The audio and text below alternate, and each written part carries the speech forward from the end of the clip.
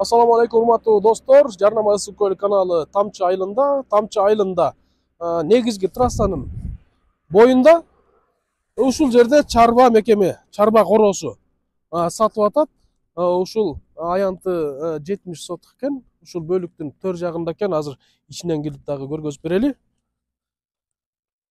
Достор, мына азыркы көргөзгөн жер ушул корого кирип туруп эле мына чыгыш жагындагы баш жак бөлүк экен. 70 соток жашаган үй да бар экен, навестери, ангарлар да бар экен. Азыр жанынан ичинен да көргөзөлү. Достор, ушул аянт жалпы биякта чакан үй бар экен. Төр жагында дагы ангарлар бар экен, бокстар.